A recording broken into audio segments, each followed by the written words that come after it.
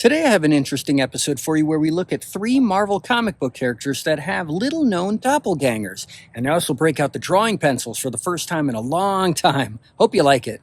So we start with a pulp magazine from 1933 called G8 and His Battle Aces, which was illustrated here in this comic book, featuring the character Grun the Primeval. Grun is Mr. Green, and here he is. Grun was a revived primitive man who was also a mutant with psychic powers who was raised in Haiti as a voodoo priest and helps the Germans versus the Allied forces in World War I. Thanks to a modern-day scientist, Grun jumps back and forth through time to the modern day where he meets a character named Webman. And if you flip the comic over, you get Webman's story. Now, also in 1933, there was another pulp magazine called The Spider, and in 1942, it spun off a character named Webman. And for the 60th anniversary of The Spider pulp magazine, Webman makes his appearance in this 1993 comic book. And this is where we can see the modern-day scientist that creates the time machine for Grun the Primeval, and he looks exactly like John Pertwee, the third Doctor Who. Webman doesn't have any powers, but he does have a gun that he can shoot webs out of, and he calls his gun his Webley.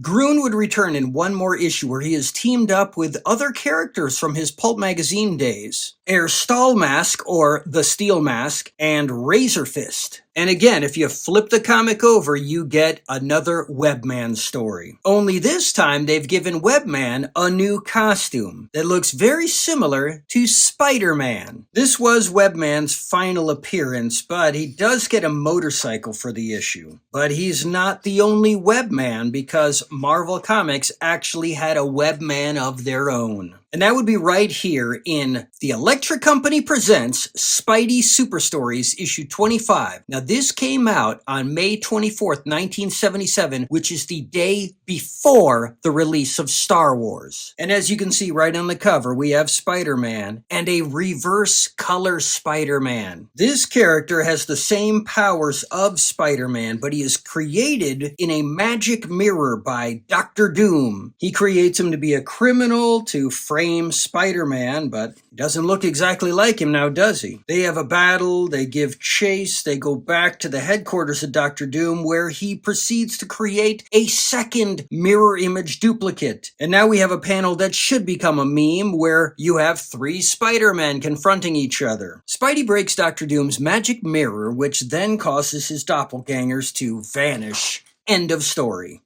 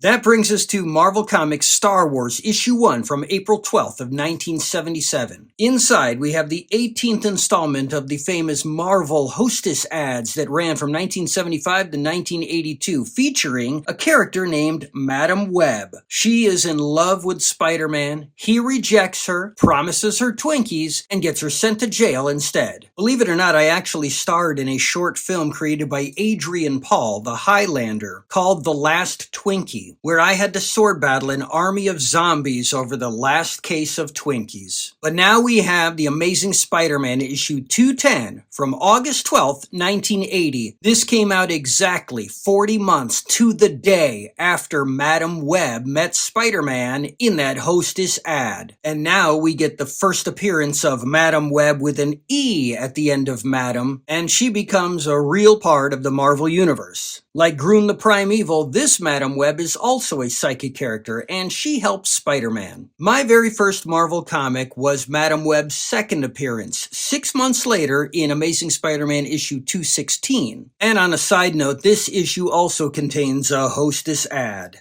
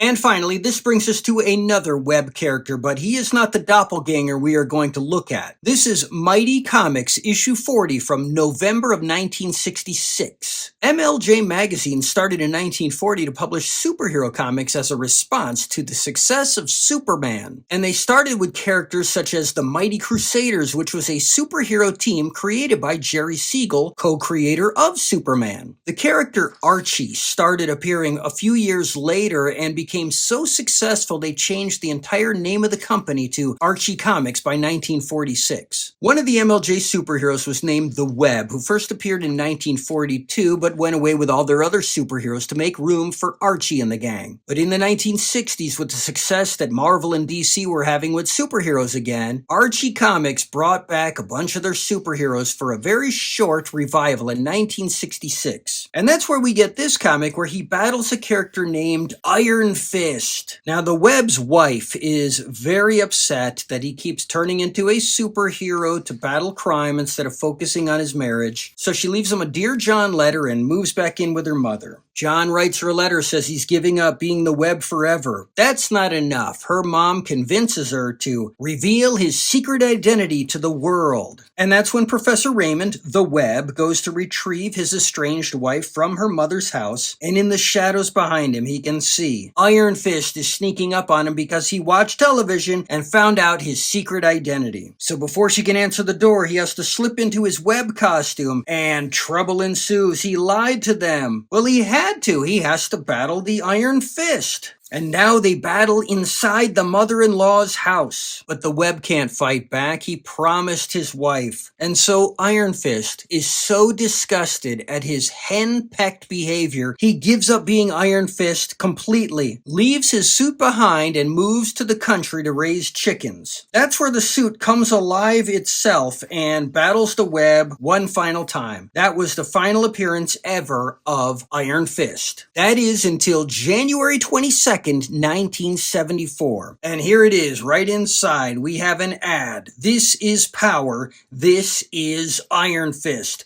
Coming in February in Marvel Premiere. And here we have it, Marvel Premiere issue 15 featuring Iron Fist. And I got my copy signed by Roy Thomas, Iron Fist's creator. This came out February 19th, 1974. And inside we get the first appearance and origin story of Iron Fist from Marvel Comics. A major character who has existed till this day and even got his own television series.